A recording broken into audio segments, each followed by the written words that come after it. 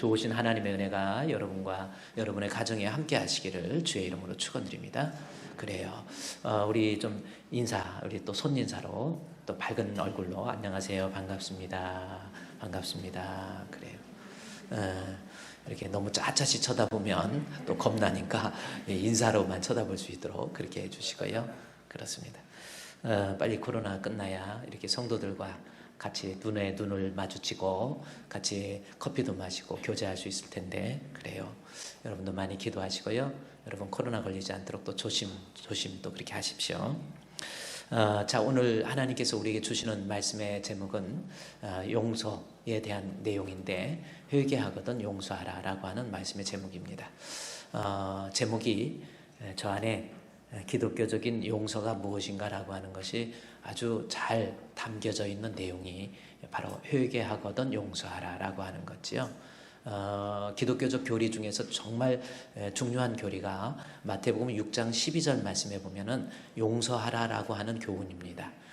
마태복음 6장 12절은 어떤 내용이냐면 주기도문에서 나온 겁니다. 우리가 잘 아는 우리가 우리에게 죄 지은 자를 사하여 준 것 같이 우리 죄를 사하여 주시옵고 그랬죠. 그래서 우리가 우리에게 죄 지은 자 나를 좀 힘들게 하고 나를 괴롭게 하고 나를 억울하게 하고 나로 하여금 눈물나게 한 사람에 대해서 용서해 주어야 우리도 우리 주님으로부터 용서함을 받을 수 있다라고 하는 것, 이것이 예수님의 주기도문에 나온 내용이고 이것이 기독교에서 말하는 아주 중요한 교리예요. 그래서 우리가 주님으로부터 사죄의 은총을 누리기 위해서 다른 사람을 용서할 줄 알아야 된다라고 하는 것, 이것이 아주 중요한 용서의 교리인데 오늘 본문 누가복음, 우리 봤던 누가복음 17장 3절 말씀에 보면 용서를 하되 그냥 무작정 용서하는 것, 그것은 기독교의 교리가 아니라는 거예요. 본문의 말씀해 보십시오. 너희는 스스로 조심하라. 만일 내 형제가 죄를 범하거든 경고하고 회개하거든 용서하라. 자, 용서의 교훈에 앞서서 우리는 용서해야 되지요. 이것이 기독교에서 중요하게 다루고 있는 교리이기 때문에 우리는 분명히 용서를 해야 되는데, 그런데 용서를 무작정 하는 게 아닙니다. 그것은 잘못된 용서의 개념이에요. 내가 노력하고 돌을 닦아서 그냥 억지로 용서해야지 하고 삭히는 것, 이것은 기독교적 용서가 아니라는 겁니다. 기독교적 용서는 본문의 말씀해 보십시오. 용서하라 라고 하는 말 앞에 뭐가 있어요? 뭐 하거든? 눈으로 보면 보이잖아요. 뭐 하거든 용하라고 했어요? 회개하거든 용서하라는 거죠. 회개하거든 용서하라는 거죠.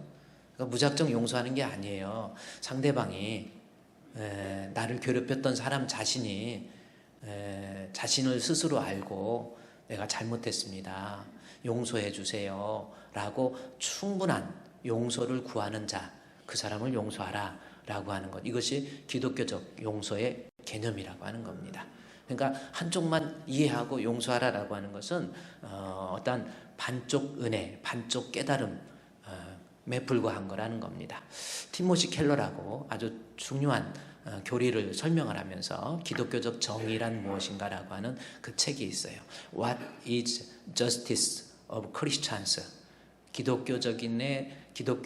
기독교인에게 있어서의 정의, 그게 뭔가라고 하는 거. 그렇습니다. 하나님과의 관계가 좋으면 하나님 은혜 받고 하나님과 막 찬양하고 하나님 앞에 기도도 하고 얼마나 행복한지 몰라요. 그런데 사람과의 관계에 문제가 있다고 한다면 그것은 반쪽 깨달음, 반쪽 은혜에 불과한 거라는 겁니다. 그러니까 사람과의 관계가 제대로, 그래서 내가 용서를 왜 나 용서하지 않느냐, 성경 못 배웠냐 그러지 마시고요. 내가 저 사람을 얼마나 마음 아프게 했는지, 저 사람을 얼마나 괴롭혔는지 이거부터 깨닫고 회개할 줄 아는 것, 용서를 구하는 모습, 용서를 구하는 자와 용서해 주는 자, 이것을 합쳐서 기독교에서 용서라 그렇게 이야기한다라는 겁니다. 자, 그러면 누가복음 17장 우리 3절 말씀을 다시 한번 보세요. 자, 용서하라고 하는 교훈이 있죠. 그런데 뭐 하거든? 회개하거든 용서하라. 근데 그것만 있습니까? 너희는 스스로 조심하라 라는 거죠. 만일 내 형제가 죄를 범하거든, 자, 우리 형제 중에서 죄를 범한 거예요. 이것을 영적인 관계를 떠나서 사랑과의 관계 속에서 내 형제가 너를 힘들게 하고 너에게 허물이 있고 너를 괴롭히고 너를 억울하게 만들고 너로 하여금 눈물 나게 했거든. 뭐 하라 그랬어요? 용서하라 그랬죠. 근데 그냥 용서입니까? 뭐가 있어야 돼요? 첫 번째, 말 안 하면 경고합니다. 뭐예요? 뭐가 있어야 돼요? 경고하고 회개하거든 용서하라고 그랬죠. 그러니까 여러분, 용서에 대한 개념은 그냥 용서해 주는 게 아닙니다. 먼저 경고부터 하라는 거예요. 내가 억울하고 힘들고 그럴 때요, 같이 맞상대해서 싸우지 말고 용서를 해야 되는데 용서하기 전에 먼저 경고하라는 겁니다. 그러면 경고가 무슨 뜻일까요? 경고. 여러분 한번 이 경고가 무슨 뜻이에요? 성경에 나왔으니까 경고하고 그 다음에 회개하거든, 잘 받아들이거든, 용서하라, 이렇게 우리가 해석할 수 있는 내용이잖아요. 근데 경고가 뭡니까? 그러면 한번 생각해 보십시다. 예를 들어서 부부가 살면서 남편이 나를 힘들게 했다. 그런데 성경적으로 용서하라고 그랬으니까 아무리 힘들게 하고 욕을 하고 막 폭행을 하고 잘못된 짓을 하고 이래도 무조건 용서해야 되나요? 아닙니다. 용서하기 전에 먼저 뭐 해야 돼요? 경고하라는 겁니다. 그럼 경고가 뭐예요? 남편한테 당신 나도 참을 만큼 참았어. 내가 지금 나는 돌부처인 줄 알아? 당신이 그러고 다닐 거야? 막 이러면서 한 번만 더 그러면 당장 내가 가만 안 있을 거야. 가만 안 있으면 어떡할 건데? 그러면 눈을 뽑아버릴 거야. 막 이래고. 그게 경고인가요? 지금 우리가 내용을 보면 경고하거든, 경고하고 회개하거든 용서하라 그랬으니까 경고는 앞으로 조심해. 예를 들어서 교회에서 집사님들 중에서 성격이 좀 이상한 사람이 있잖아요. 본인은 잘 모르고 자꾸 남들을 실족시키는 사람이에요. 지금 이 본문도 이 17장 1절부터 실족에 대한 내용이거든요.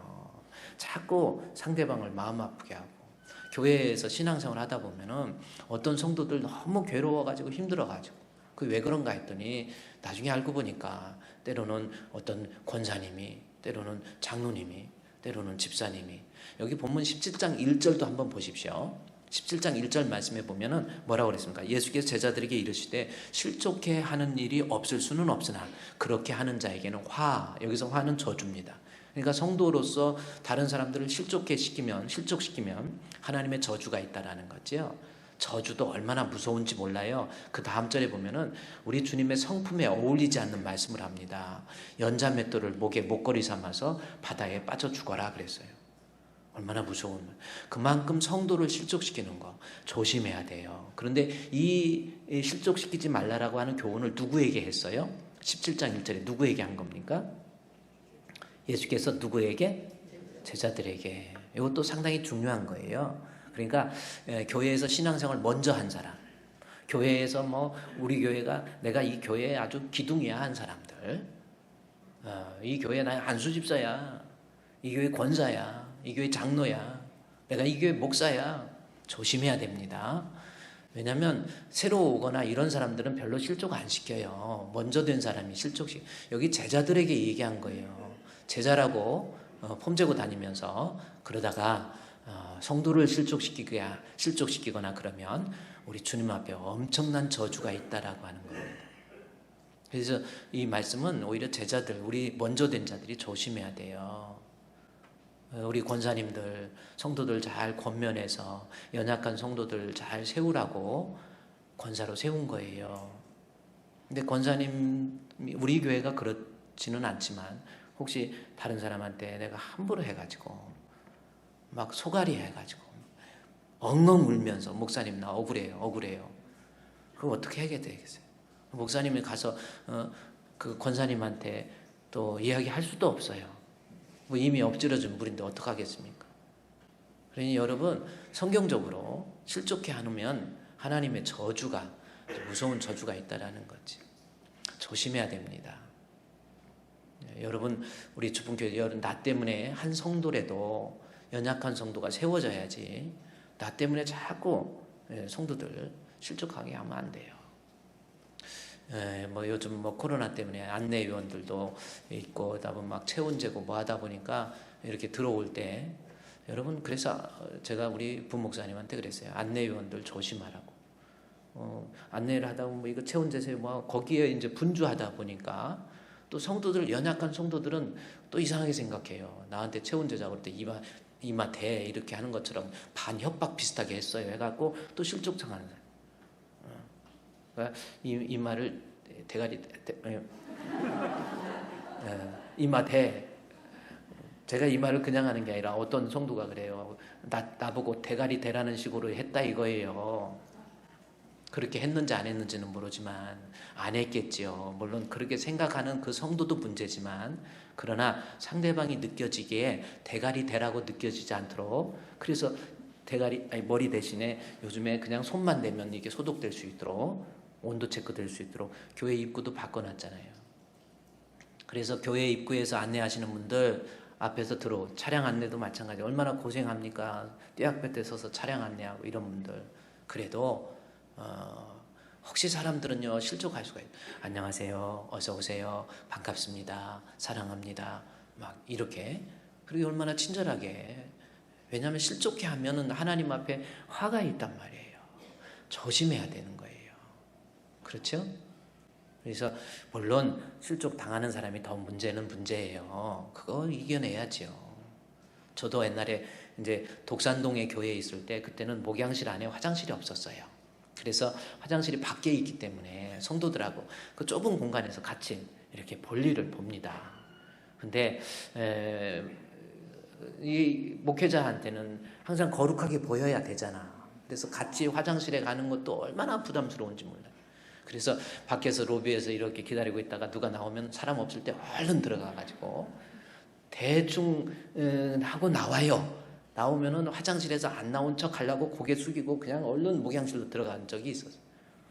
근데 거기 그렇게 했잖아요. 그런데 어느 정도 세월이 지난 다음에 어떤 분이 그러는 거예요. 우리 목사님 변했다는 거예요. 왜 그런가 했더니 자기가 인사하는데 인사도 안 받고 그냥 쭉 들어갔대요. 그래서 뭐 때문에 기분 나쁜지 모르겠다고. 그래서 난 도저히 이해를 못하겠다.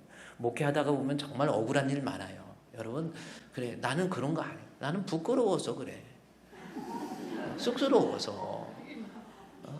그래서 들어갔는데 인사 안 했다고, 변했다고, 그래서 실족했다고.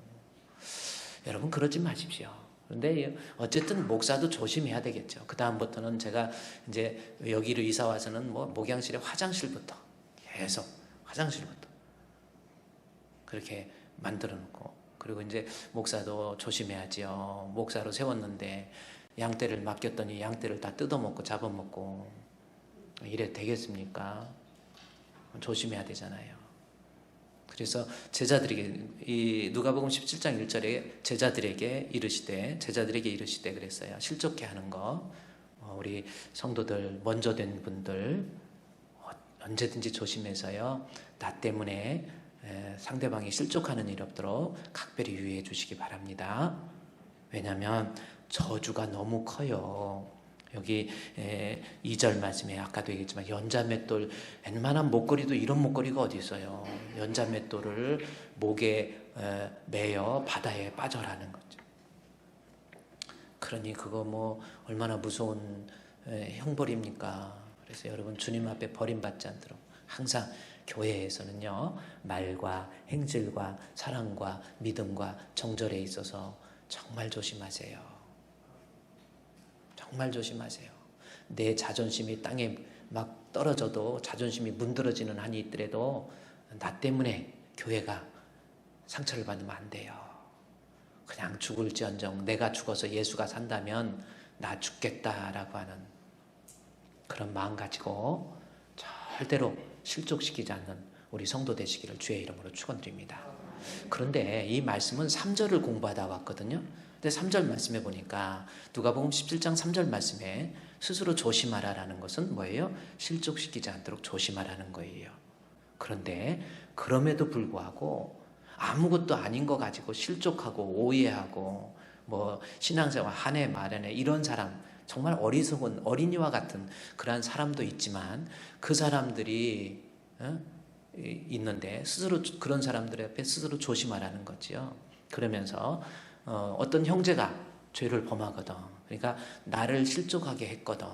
그거예요. 어떤 사람이 나를 실족하게 했어요. 그분이 뭐 목사님이 됐던 장로님이 됐던 권사님이 됐던 나를 실족하게 했어요. 그러면 어떻게 하라고 그랬어요? 기분 나쁘다고 실족하다고 그러지 말고 용서하라는 겁니다. 실족 당하지 말라라는 거예요. 용서하라는 거예요. 저 사람이 그럴 수도 있겠다. 그러려니 그래도 용서하라는 겁니다. 이것이 성경적 교리인데 용서를 그냥 하라는 것이 아니었죠. 경고하라고 하는 이 경고 때문에 실족에 대해서 얘기한 거예요. 먼저 경고하라는 거예요. 나를 괴롭혔어요. 나를 실족하게 했어요. 그러면 용서는 해야 되는데 먼저 그 사람을 향해서 경고하라. 그 내용입니다. 그런데 제가 지금 설명한 그 사람을 향해서 경고하라. 집사님 조심해. 나 집사님 때문에 마음 상처받았어. 나 집사님 때문에 교회 떠날 거야. 그렇게 하라는 건가요? 아니라니까요. 저 경고가 그 사람을 향해서 경고하는 게 아닙니다. 저 경고가 우리말로 왜 저렇게 번역했는지 전 이해를 할 수가 없어요. 경고라고 하는 것이 이 헬라어로 이 크레마티스테이트라고 하는 스테이스라고 하는 단어입니다.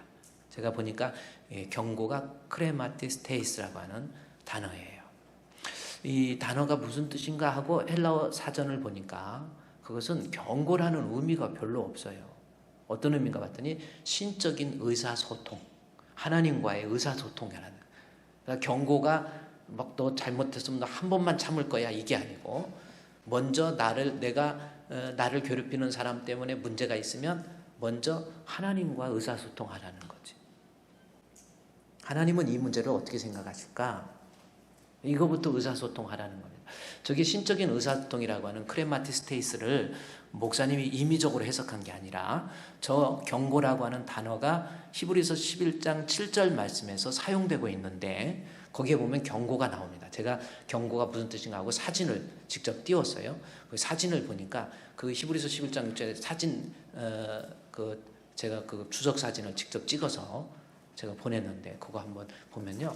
여기 노아가 경고라고 하는 그 이야기가 있는데 그 경고에 대해서 노아의 경고는 무슨 뜻인가 봤더니 하나님과의 신적인 교제, 그러한 신적인 관계. 1부 예배 때 안 띄워서 제가 2부 예배 때 방송시 때 줬는데 도착이 안 난 것 같아요. 어쨌든 경고는 하나님과의 교제입니다. 자, 그러면 누가복음 17장 3절 말씀에서 너희는 스스로 조심하라. 만일 내 형제가 죄를 범하거든 경고하고 해서 이 경고는 먼저 하나님 앞에 내가 마음의 상처를 받았을 때 순간 분노하고 나 참지 못하겠어. 너 가만 안 놔둘 거야. 이렇게 분노하고 혈기 부리지 말고 내가 억울하고 힘들 때 용서하기 전에 먼저 이 문제에 대해서 일희일비하거나 순간 즉각 반응을 보이지 말고 하나님께 대해서 의사소통하라는 거예요. 아주 중요한 거죠. 우리는 순간순간 누가 하다가 나를 괴롭히거나 힘들면 너 내가 가만 안 놔둬. 너 네가 나한테 그래? 해가지고 막 분노하는 거예요. 부활절 날 나는 죽고 예수로 산다라고 한 죽음 없이 부활 없다라는 것을 제가 설교를 준비하면서 거기에 죽어야 될 것 중에 하나가 분노입니다. 분노하는 자가 하나님의 나라를 유업으로 받지 못한다. 정말 무서운 말씀이에요. 분노는 하나님을 믿지 않는 사람의 외적인 표시가 분노로 나타난대요. 티모시 켈러 앤드류 모리가 쓴 책에도 보면은 겸손이라는 책 중에 거기 분노가 나와요. 그래서 우리가 하나님 앞에 어떤 사람이 나를 괴롭혔다 그러면 순간 즉각 반응을 보여서 절대로 분노하지 말라라는 거예요. 먼저 신적인 교통, 하나님과의 관계 속에서 하나님은 이것을 어떻게 생각하실지. 하나님, 내가 정말 억울합니다. 내가 정말 힘듭니다. 하나님, 이런 마음을 먼저 갖는 것, 그게 경고입니다. 자, 이제 보세요. 다시 이제 누가복음 11장 3절 말씀. 너희는 스스로 조심하라. 만일 내가 형제를 경고하고 그 다음에 경고로 끝납니까? 용서를 하는데 먼저 경고. 그 사람 경고가 아니고 하나님과의 의사소통부터 하시고 그 다음에 뭐예요? 용서를 해야 주는데 어떻게 하면 용서해요? 회개하거든 용서하라는 겁니다. 회개 없이 용서 없습니다. 다음 절 말씀도 이 17장 4절 말씀에서도 용서할 때 만일 하루에 7번이라도 내게 죄를 짓고 7번 내게 돌아와 내가 회개하노라 하면 너는 용서하라. 이 용서 앞에 회개가 있어야 돼요. 그러니까 무조건 용서하라. 이거는 불교나 어떤 도교나 막 노력해서 수행해서 억지로 용서하는 거지, 성경적 용서의 개념은 상대방이 분명히 자기의 허물과 잘못을 인정하고 잘못했어요, 내가 미안합니다 하고 철저히 회개할 때 거기에 용서가 가능하다는 거 하는 거. 그러니까 우리 성도들이 알아야 될 것은 뭐냐면 이 땅에 살면서 실족시키는 일에 대해서도 내가 혹시 하나님 앞에 회개해야 될 내용, 이것을 종종 생각해 봐야 돼요. 회개 없이 용서 없습니다. 그러면 회개라고 하는 것이 뭔가 우리가 이거를 제대로 알아야 되겠죠. 회개라고 하는 단어 또한 기독교에서 다루고 있는 아주 중요한 교리예요. 회개라고 하는 것. 그렇죠? 얼마나 중요한 교리입니까? 마태복음 3장에서 우리 세례 요한이 예수님보다 먼저 이 땅에 오셔서 천국 복음을 선포할 때 제일 먼저 한 말이 있어요. 뭔지 아세요? 회개하라. 천국이 가까웠다. 그게 제일 먼저. 그러니까 주의 일을 감당하는 선지자의 입술에서 제일 먼저 천국을 이야기하면서 먼저 말하는 것이 회개입니다. 이 말은 회개 없이 천국 없다라는 거죠. 마태복음 4장에서 예수님께서 시험을 받으시고 난 다음에 예수님께서 제자들을 선택하시고 복음을 선포할 때 제일 먼저 하신 말씀은 뭔지 아세요? 역시 회개하라. 똑같아요. 회개하라. 천국이 가까웠느니라. 그 말씀을 예수님이 공생에 시작하면서 제일 먼저 하신 거예요. 천국을 이야기하면서 먼저 나온 것이 회개입니다. 그만큼 기독교적 교리를 가지고 구원을 얻겠다고 하는 성도들에게 있어서 중요한 것은 회개예요. 여러분, 이 회개가 얼마나 중요한데요. 그런데 자칫 잘못하면 유대인들처럼 바리새인들처럼 서기관처럼 회개에 합당한 열매가 없어요. 그냥 말로만 회개해요. 속으로는 회개 안 하는 거예요. 이게 무서운 겁니다. 여러분은 어떻습니까? 우리가 하나님 앞에 천국, 하나님의 은혜를 누리긴 사람이 되려면 반드시 회개라고 하는 것. 다른 사람에게 용서 받기 위해서는 반드시 회개라는 게 있어야 된다는 것. 그러면 회개라고 하는 것이 우리가 무슨 뜻인지 그것을 제대로 알아야 돼요. 그러면 회개가 무슨 뜻인지 우리 성경을 옮겨가서 우리 누가복음 요한 1서 1장 9절 말씀. 자, 요한 1서 1장 9절입니다. 요한 1서 1장 9절에 있는 말씀, 요한 1서 1장 9절에 있는 말씀에 보면 거기에 나와요. 요한 1서 1장 9절에 만일 우리가 우리 죄를 자백하면 나와 있죠? 보세요. 자세히 우리 죄를 사해 주신다라는 죄 사함은 기독교적 교리에서 볼 때 회개를 통해서 이루어지는 거지요. 맞죠? 동의하시죠? 기독교적 교리는 죄 사함을 받을 수 있는 방법은 회개입니다. 그래서 본문에 죄 사하시며 해서 보면은 회개라는 말 대신 우리가 우리 죄를 뭐예요? 자백이라는 말로 바꾸어서 설명하고 있다라는 겁니다. 따라서 이 말씀은 결국 무슨 뜻이냐면 기독교적 회개는 그 의미가 첫 번째 자백이 회개라는 뜻이에요. 자백은 뭡니까? 스스로 자기가 자기 죄를 인정하는 거. 헬라어에 보면 호물로게오라고 하는 단어예요. 이 호물로게오도 아주 중요한 거예요. 그러니까 자신의 죄를 스스로 인정하는 거예요. 그러니까 누가 가르쳐줘서 너 이거 잘못했지. 하도 거짓말을 하니까 경찰이 잡아다가 조서를 꾸미면서 너 이건 했잖아. 그러니까 조서를 꾸미면서 조사를 받다가 죄가 드러나면 그거는 내가 했어요. 할 수 없이 증거가 있으면 알려줘서 자백하는 것은 회개가 아닙니다. 스스로 자백하라는 거예요. 보이지 않는 하나님을 볼 줄 알면서 하나님 앞에 누가 안 봐도 하나님 앞에 이것이 내가 하나님 앞에 잘못한 거라고 하는 것을 스스로 깨닫고 그것을 적극적으로 컴패션, 고백할 줄 아는 거. 이것이 회개입니다. 여러분, 이건 너무나도 중요한 거예요. 내가 하나님 앞에도 마찬가지예요. 하나님 앞에 나는 그냥 신앙생활 하면서 믿음 생활 하면서 그냥 공동체 속에서 나 세례 받았으니까 예수 믿고 이게 아니에요. 분명한 세례 받기 전에 회개하여 주 예수 그리스도의 이름으로 세례를 받고 그렇게 나와 있죠. 그 여러분이 세례를 받은 성도, 그러면 반드시 회개가 있어야 되는데 회개가 뭐냐는 거예요. 과연 내가 진짜 하나님 앞에 죄인이라는 것을 내 스스로 하나님 앞에 인식하고 이 죄가 얼마나 큰가를 깨닫고 고백한 적이 있습니까? 그게 진짜 회개란 말이에요. 여러분, 이 사실이 우리에게 너무 중요한 거예요. 예를 들어서 보십시오. 시편 다윗이 우리아의 아내를 범한 죄, 제가 얘기했죠. 그것이 우리아의 아내, 멀쩡한 우리아의 아내를 간통을 한 거예요. 그것이 사무엘하 11장에 있습니다. 사무엘하 11장에 보면은 다윗이 우리아의 아내를 범해요. 그 내용을 여러분 사무엘하 11장에서 쭉 내려가다 보면은 아주 아리따운 여인이 목욕을 하는 것을 보고 저 여인이 누군지 좀 알아보도록 해라, 그렇게 묻습니다. 잠깐 여기서 사무엘하 11장으로 한번 잠깐 가도록 해보겠습니다. 여러분이 한번 성경을 보면요, 사무엘하 11장 너무나도 여인이 아름다워 저 여인이 누군지 알아보도록 해라. 그랬더니 폐하 갔다 와서 이야기를 해요. 왕이시여. 그러면서 3절 말씀에 사무엘하 11장 3절 말씀에 보면은 사무엘하 11장 3절에 이제 화면을 보세요. 다윗이 사람을 보내 그 여인을 알아보게 하였더니 그가 아뢰되 그는 엘리압의 딸이요 헷사람 우리아의 아내 밧세바입니다. 입니까? 아니면 밧세바가 아니나이까? 이게 뭐예요? 밧세바가 아니니까? 강한 의문으로 질문을 하는 거죠. 아니 누군지 알아보도록 해라. 저 여인이 이렇게 아름다운데 누군지 알아보도록 해라. 그랬는데 갔다 와서 신하가 우리아의 아내 밧세바가 아니니까 밧세바입니다. 이렇게 보고를 안 해요. 밧세바 아니니까. 이건 어떤 의미예요?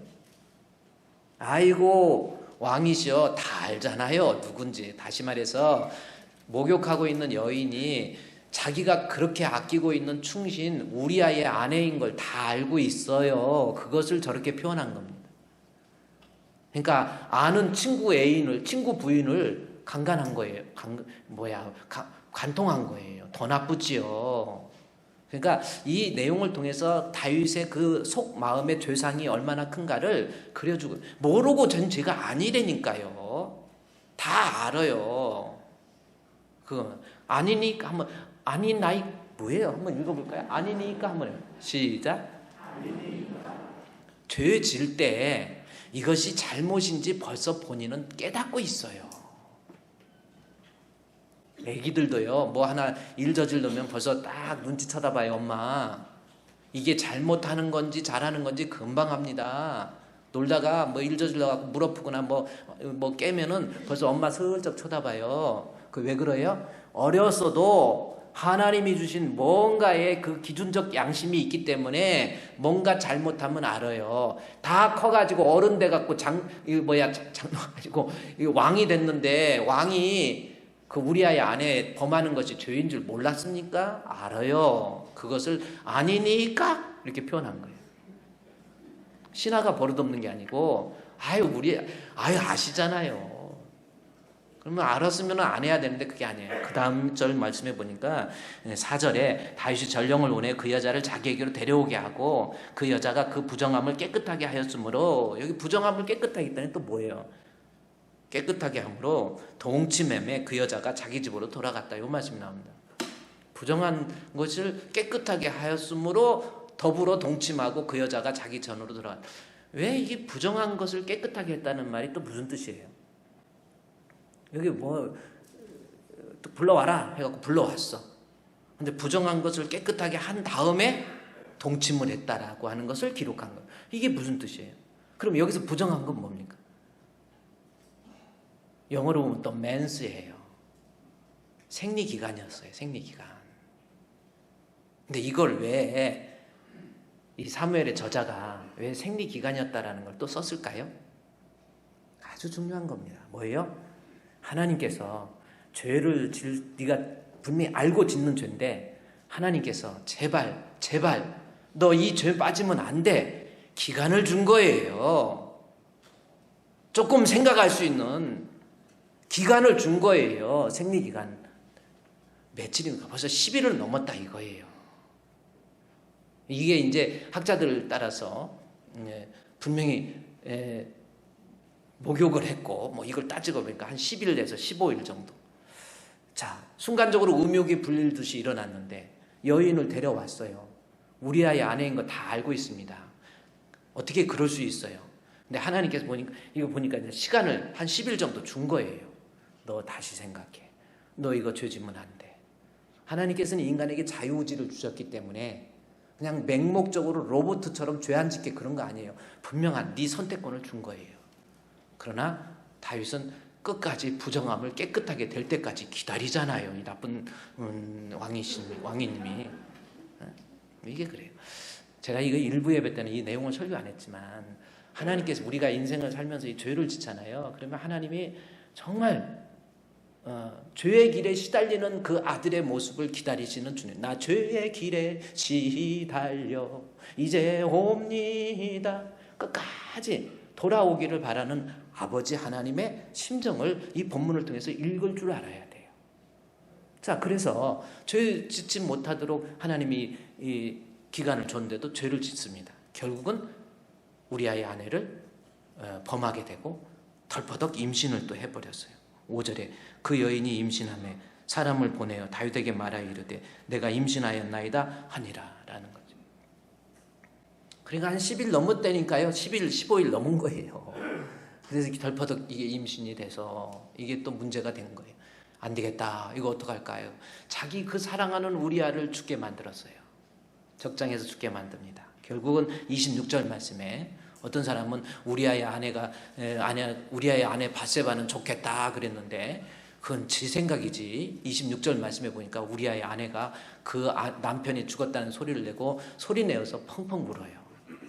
못된 짓 한 거예요. 다윗 정말 나쁜 사람이죠. 그렇죠? 그리고 우리아의 아내를 범할 때 다른 사람이 있었던 것도 아닙니다. 아무도 몰라요.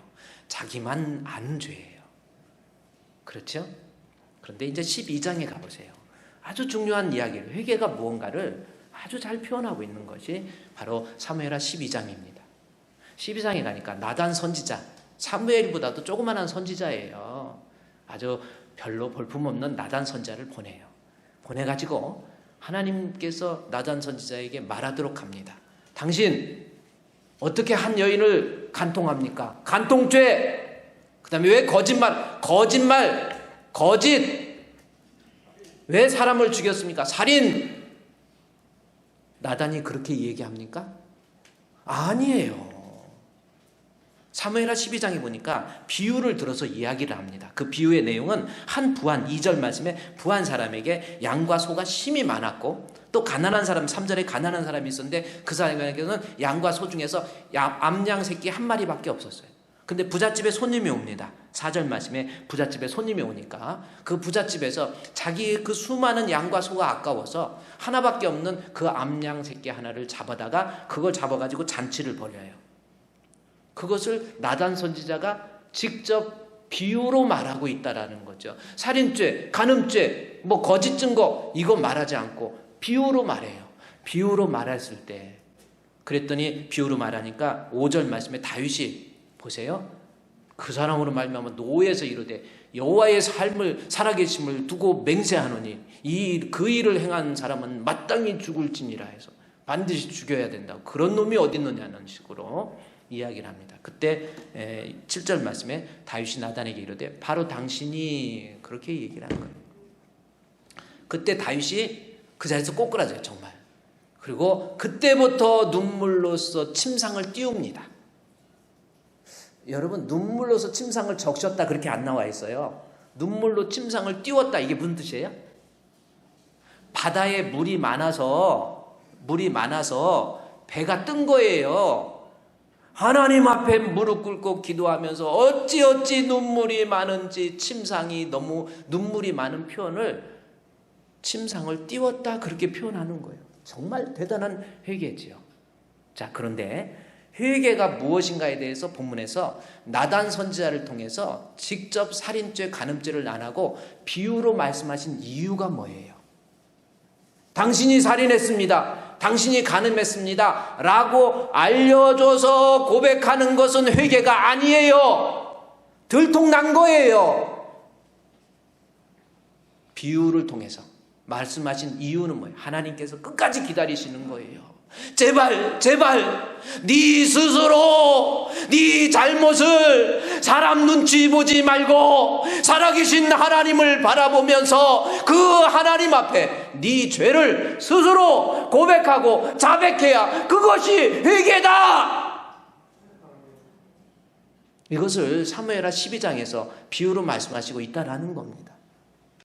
하나님께서 왜 애매하게, 아니 확실하게 얘기해 주시면 우리는 속편할 것 같잖아요. 그러나 사무엘하 12장에서 우리 하나님의 심정을 읽을 수 있다라는 거예요. 제발 사람 바라보지 말고 제발 살아계신 하나님 앞에 제발 내 아들아 네 스스로 회개, 다시 말해서 자백이 없는 회개는 회개가 아니라니까요.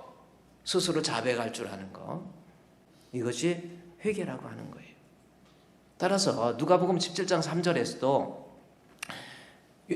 회개하거든 용서하라라고 하는 것, 그러면 이것이 이제 하나님과의 관계를 떠나서 사람과의 관계 속에서 내가 누구를 용서해 주려면 그 사람이 용서해 주세요 라고 하는 회개가 있어야 되는데, 그 회개는 결국 뭐예요? 내가 당신에게 얼마나 괴로움을 줬는지, 당신 나 때문에 얼마나 힘들었어, 당신 나 때문에 얼마나 괴로웠어, 얼마나 억울했어, 이것을 스스로 깨달아서, 누가 가르쳐주는 게 아니에요. 스스로 깨달아서 내가 잘못했습니다, 그렇게 하는 것이 회개라고 하는 것이고, 그런 사람이 진짜 용서를 받을 수 있는 거예요. 여러분, 이 키크 패드릭이라고 하는 분이 있습니다.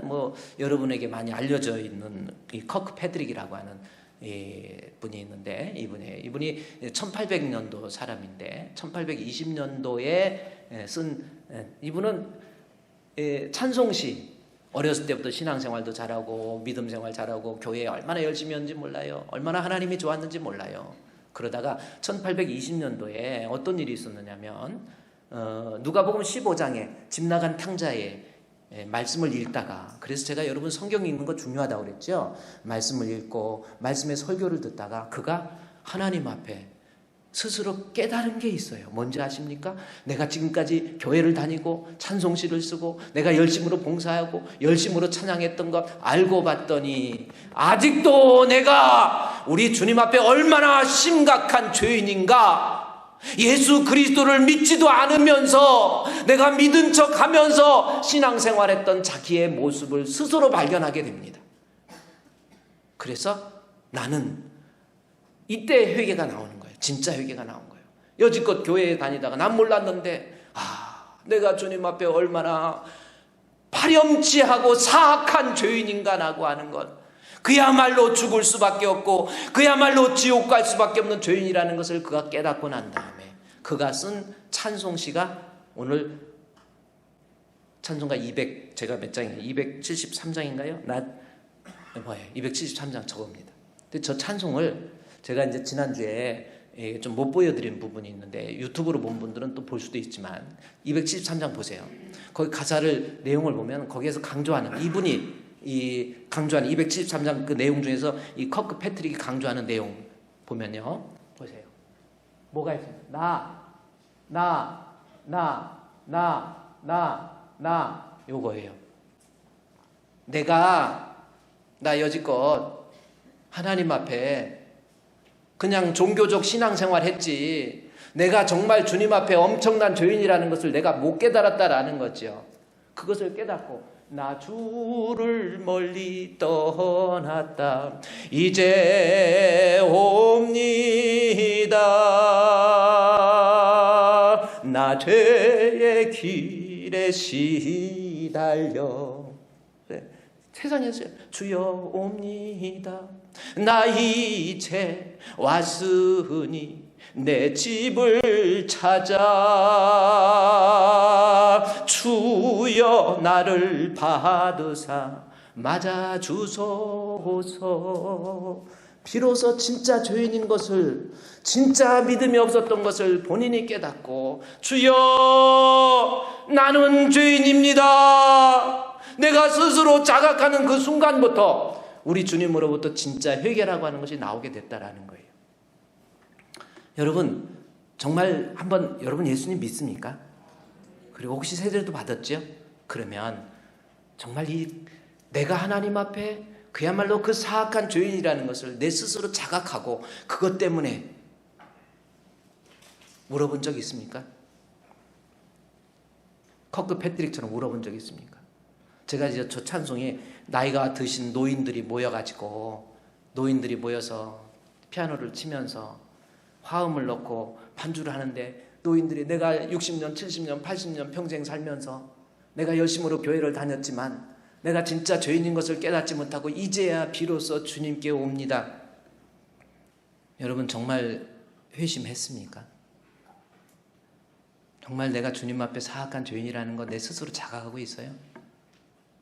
자각하지 못하고 자백하지 않으면 회개가 아니라니까요. 내가 하나님 앞에 얼마나 끔찍한 죄를 저질렀는지 그것을 깨닫고 인정하는 것, 그것이 회개이고 그것을 자백으로 표현한 겁니다. 다른 사람과의 관계 속에서도 마찬가지예요. 회개하거든 용서하라고 그랬잖아요. 회개 없이 용서받을 수도 없어요. 따라서 우리는 내가 다른 사람 힘들게 하고 아프게 하고 괴롭게 하고 실족시키고 본인이 몰라요. 왜 이렇게 모르는지 모르겠어요. 한 영혼이 얼마나 구한데 목사님 힘들게 이렇게 해서 저렇게 해서 목회하니까 이리 물어뜯고 저리 물어뜯고. 여러분 진정한 회개는 내가 스스로 하나님 앞에 자백할 줄 알아야 돼요. 우리가 우리 죄를 자백하면 저는 미쁘시고 의로우사 우리의 모든 죄를 사해 주신다 그랬잖아요. 그러면 자백이 회개인데 자백을 못하는 이유가 뭔가? 이거 너무 중요하지요. 내가 왜 자복을 못하지요? 왜 깨닫지 못하지요?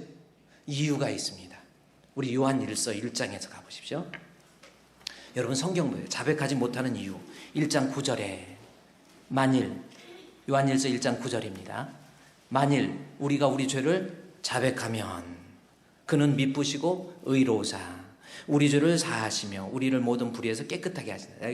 회개를 자백으로 얘기하죠. 스스로 죄를 인정하는 겁니다. 그런데도 스스로 죄를 인정하지 못하는 이유 8절에 나와 있어요. 뭡니까? 8절 말씀에 만일 우리가 죄 없다고 말하면, 즉 다시 자기 자신이 자백을 못하는 거예요. 내가 뭐 잘못했어? 뭐 그럴 수도 있지. 자기 자신이 얼마나 죄를 졌는지 그걸 깨닫지 못하는 이유가 있습니다. 그렇게 한다고 한다면 스스로 속이고 자기를 속이는 거라니까요. 또 진리가 그 사람 속에 없는 거예요. 그러면 여기서 진리가 뭔가라는 겁니다. 여러분 요한일서 1장 8절에서 진리가 뭔가 하는데 진리 앞에 빨간 글씨로 1 써있죠. 풋노트를 한번 밑에 쭉 내려가 보면 1번 앞에 뭐라고 썼습니까? 1하고 뭐라고 했어요? 참이라고 써있잖아요. 참 그렇게 써있죠. 그랬더니 1참이라고 또 읽지 마시고 그냥 참으로 읽으면 돼요. 거기 풋노트에 또 풋노트가 뭔지 또 모르시고 그러지 말고 밑에 1자로 쭉 내려오면은 여기 헬라어로 참 써있죠. 그러면 진실함이라는 겁니다. 그러니까 자기 죄를 모르는 이유 첫 번째, 그 마음에 진실함이 없어져 버린 거예요. 다시 말해서 죄로 인해서 오염된 상태. 우리말로 정말 쉽게 얘기하면 뭐예요? 양심에 털난 거예요. 여러분이 잘 쓰는. 그러니까 죄를 자백하지 못하는 이유, 내가 뭐 어때서? 그게 뭐 이렇게 나. 하나님 앞에 예수 안 믿는 게 뭐가 어때서? 뭐 예수 안 믿었다고 뭐 그래? 아니 뭐 그러면 누구는 예수 안 믿으면 다 지옥 가나? 그런 게 어디 있어? 이렇게 나오는 거예요. 그 이유가 뭐예요? 죄로 오염된 상태에서의 마음이 정직하거나 참되거나 진실되지 못한 거예요. 그러니까 자기 죄를 인정하지 못하는 이유가 참 진실된 마음이 없다라는 거예요. 정직한 마음이 없다라는 거예요. 그래서 이 사실에 대해서 이제 하나만 더 봅시다. 시편 51편에 보면 다윗이 이제 51편으로 빨리 넘어가 보자. 자, 시편 51편에서 이제 다윗이 이 얘기를 하죠. 51편에서 51편 12절 말씀입니다. 51편 12절에 주의 구원의 즐거움을 내게 회복시켜 주시고 뭐 하는 심령? 자원하는 심령이 중요한 거예요. 회개하기 위해서는 회개는 자원하는 마음, 자백하는 마음, 자복하는 마음 같은 겁니다. 자신의 죄를 인정할 줄 알아야 돼요. 근데 인정하는 방법에 대해서 다윗이 이야기를 해요. 다윗도 경험이 있었거든요. 우리아의 아내를 범하고 자기 자신의 죄를 다 감춰버리고 인정을 못했어요. 그런데 본인이 시편 51편은 앞에 빨간 글씨로 나온 것처럼 우리아의 아내를 범했을 때 쓴 시거든요. 그리고 나서 쓴 시가 뭐예요? 우리 자원하는 심령을 하나님 주세요. 자복하는 마음 하나님 주세요. 이렇게 얘기하거든요. 그래야 용서함을 받기 때문에. 그런데 자복하는 마음이 뭔가 하고 봤더니 바로 위에 10절에 나와 있어요. 아주 놀라운 사실입니다. 10절이 뭡니까? 하나님이여 내 속에 정한 마음을 창조하시고 내 안에 정직한 영을 새롭게 하옵소서. 요거예요. 그러니까 자원하는 마음이 없는 이유는 마음이 정직하지를 못한 거예요. 마음이 정하지를 못한 거예요. 마음이 죄로 오염되어 있는 상태니까 우리말로 양심에 털나서 마음이 강박해지니까 이 사람 웬만큼 죄 짓고 웬만큼 남에게 상처를 주고 아픔을 줘도 그것을 인정하지 못하고 깨닫지 못하는 거예요. 이유가 뭐예요? 정한 마음이 없는 거예요. 그래서 다윗이 그것을 알고 하나님 내가 우리아의 아내를 범하고 살인죄, 간음죄, 그 많은 거짓과 위선 하나님이여 몰랐습니다. 하나님 정직한 마음 하나님이 새롭게 하시고 정한 마음을 창조해 주옵소서 그러는 거예요. 그러니까 정직한 마음을 달라고 그러는. 그런데 본문에서 정직한 마음이 어떻게 해서 주어지는 거예요? 정한 마음은 어떻게 됩니까? 만들어질 수 있다라는 거죠. 그래서 창조라는 말로 바꾼 겁니다. 나 같은 죄인도 마음이 정직해져야 되는데 죄로 오염된 내 자신이 이게 정한 마음이 될 수 있는 것, 창조되어질 수 있어요. 뭘로? 거기 나와 있잖아요. 정직한 영, 주의 성령이에요. 그래서 11절 말씀에 정직한 영을 바로 11절에서 나를 주 앞에서 쫓아내지 마시며 주의 성령을 통해서 나의 강박한 마음, 나의 죄악된 마음, 나의 더러운 모습, 내 자신이 죄를 인정하지 않는 그러한 모습들이 성령을 통해서 새롭게 정직한 영을 새롭게 하옵소서. 정한 마음이 성령에 의해서 창조된다라는 것. 따라서 오늘 말씀의 결론은 그겁니다. 여러분, 우리가요 앞으로 용서해줘라 라고 하는 그 교훈보다 더 중요한 것은 분명한 것, 하나님 앞에 진짜 용서라고 하는 것은 내 자신이 상대방에게 얼마나 아픔을 줬는지 그것을 놓고 용서를 구할 줄 아는 사람이 되어야 돼요. 근데 그 용서는 회개를 따라와야 됩니다. 근데 회개가 뭔가 봤더니 먼저 내 자신의 잘못과 허물을 인정해야 돼요. 집사님, 정말 제가 잘못했어요. 내가 함부로 말을 했네요. 말과 행동과 사랑과 믿음과 정절에 있어서 내가 이런 모습을 잘못했습니다. 나 용서해 주세요. 그런데 자기 잘못이 생각나지 않고 강팍해지는 이유는 뭐예요? 성령 못 받아서 그래요. 주의 성령으로 충만하게 무장되면, 성령으로 충만하게 무장되면 그때 비로소 하나님 앞에 돌아온다니까요.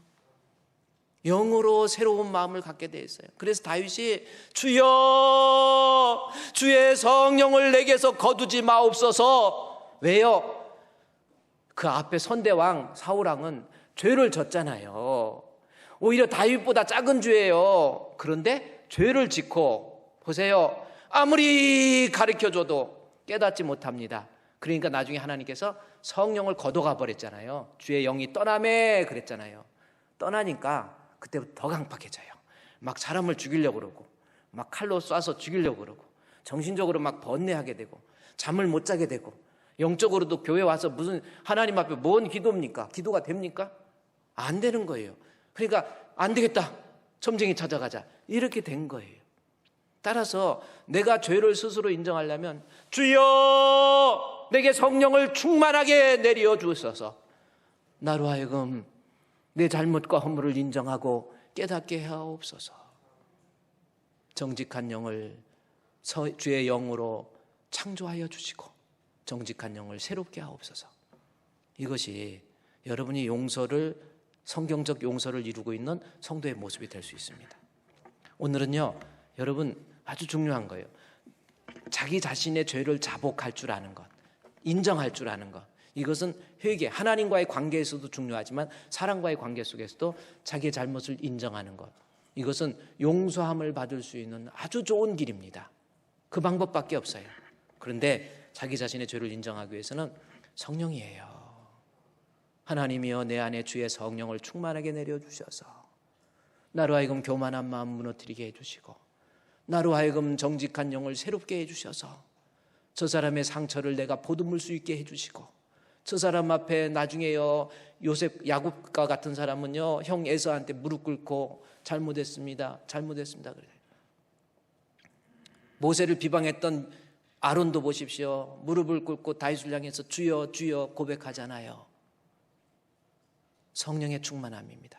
성령 충만해서 승리할 수 있는 우리 주품의 성도가 되시기를 주의 이름으로 축원드립니다.